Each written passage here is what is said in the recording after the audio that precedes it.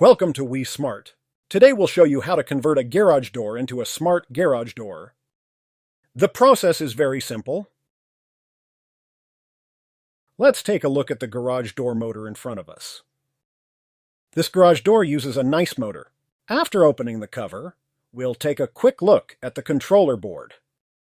You'll notice a PP symbol next to a button or switch icon. This input is normally used for connecting a wall switch to open and close the garage door. If we short these two terminals together, it's exactly like pressing the button. On this model, the first press opens the door, the second press stops it, and the third press closes it. The PP label stands for step-by-step. The symbol may vary between manufacturers, but the function is essentially the same. Several common symbols are shown on the screen. All of them perform the same basic function, with minor differences depending on the motor design. We're going to make this garage door smart through this input, using a Shelly 1. You can also use devices from Sonoff, Tuya, or other brands. The important thing is that the device uses a dry contact relay. In other words, the power feeding the device is isolated from the relay output. This is exactly what we need for a smart garage door installation.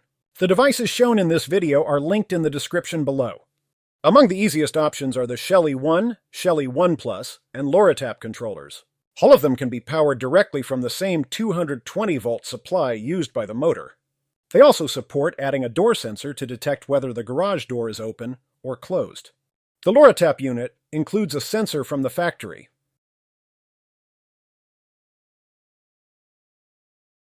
While Shelly requires an add-on module and door sensor. Now let's wire everything together. The motor is powered by two wires, one red and one black. We'll use a terminal block to create a branch connection and power the Shelly. Connect the live wire to L and the neutral wire to N.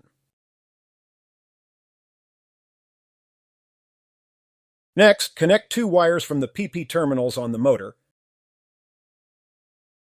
to the I&O terminals on the Shelly. Since the output is a dry contact relay, the wiring is now complete. The final step is a simple setting in the Shelly app. Configure an auto-off timer of 1 second. When the relay turns on, it will automatically turn off after 1 second, simulating a button press. That's it. Your garage door is now smart. When you turn the Shelly switch on, the door opens. Turn it on again and the door stops. Turn it on a third time and the door closes, step by step. I hope you enjoyed this video. Don't forget to like and subscribe.